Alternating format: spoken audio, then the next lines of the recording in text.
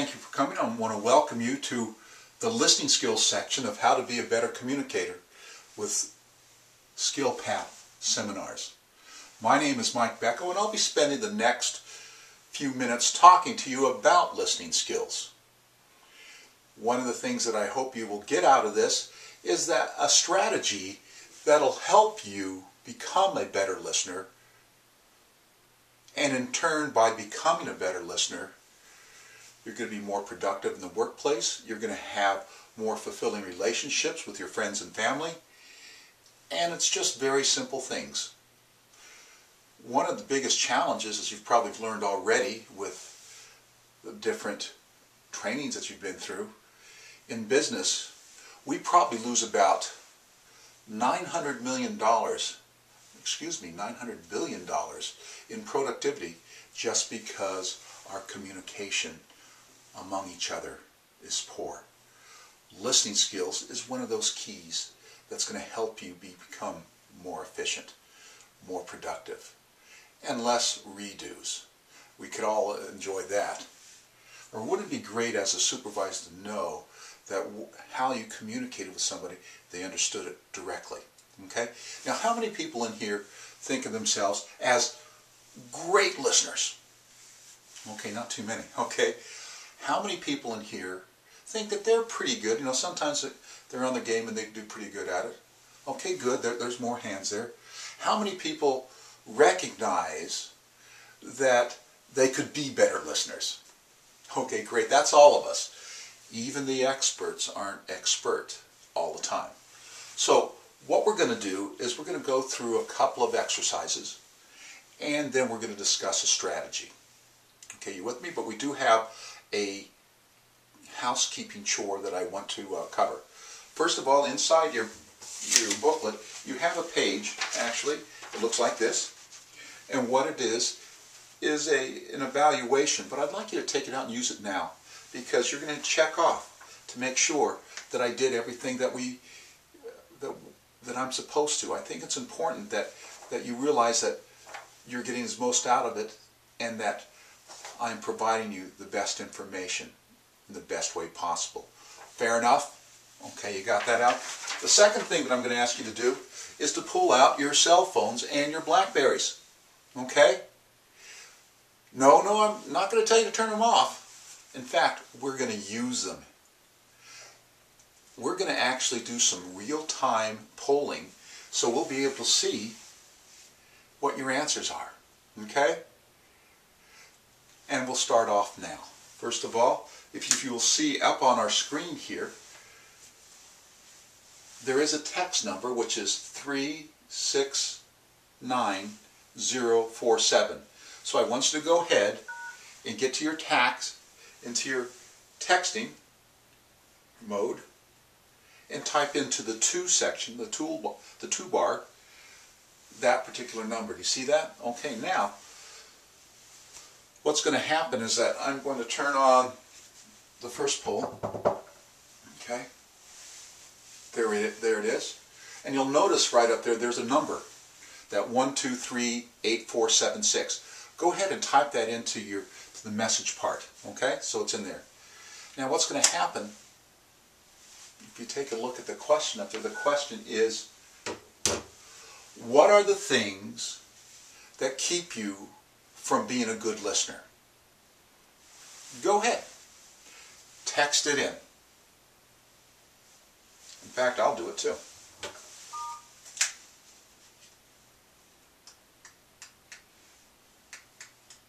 Send.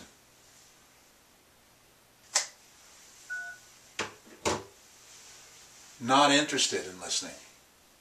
Yeah, okay. Rapid thinking. Oh my God, who wrote that? Very good. Rapid thinking. Yes, we talk a lot slower than we think. In fact, we probably think about 3 or 4 times faster than what we do. But I'm just going to keep this up here for a few minutes, and you can actually see this. And when I see the eyes go up here, at least you're staying engaged, and that's what I want you to do, because we just have a few minutes. A couple things I'm going to cover. I'm going to cover just a couple of exercises real quick, and guess what? The one that does the best is going to receive crisp $10, well, it's not crisp, $10 bill. I'm looking for the best listener in the room. Okay? I'm going to do it very simply. The best listener, down to one, is going to be the people that can answer these questions appropriately. Here's the first test. Everybody stand up. Okay? Everybody standing up. Fantastic. Yeah, everybody, come on, it's fun. I want you to follow exactly what I say. Okay? But I'm going to ask you to do it in a certain way. Are you with me here? Now, if you don't, what's going to happen is that you're going to have to sit down, and then we'll whittle down to the last person. First thing is here. I want you to make a OK sign with your right index finger and your thumb, just like this. Do you see this? Okay, and you're going to use the index finger and the thumb as actually a pointer. That's what we're going to point with. Are you with me? Okay. This is what I call tracking. I'm asking you to track with me, okay? I want you to go ahead and place that 2 fingers on your forehead, on your cheek, and on your chin, and on your nose, and on your forehead, and on your cheek, and on your nose. Did you see what happened? I lost about 7 of you right there. You were doing what I was saying, not doing what I was asking you to do. We lost about 6 of you there. Okay, please sit down. Okay, because I saw that. Now the next one is kind of still a group participatory thing. I'm going to ask you to say one word with me 3 times, and then I'm going to ask you a very simple question, and you're just going to have a one-word answer for that. It can't be any simpler than that. Here it goes. The word I want you to say with me is silk. Ready? Silk. Silk. Silk. What do cows drink? Yeah, y'all said milk. No, actually they drink water. Okay. Now how many of you really did say water? Be honest. Okay. So that's now down to about 4 of you. Okay.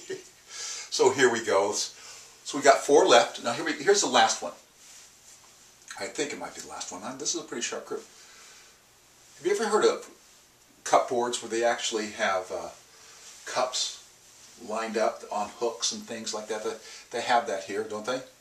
They're called cupboards. Yeah, okay. Let's say that I have 60 cups on this cupboard, and I took one down. How many cups would I have left up here? 59? No, I'll only have 5. I said 6 teacups. Again, you thought you heard something that really wasn't said. Okay? We're going to cover that, okay, right now, okay?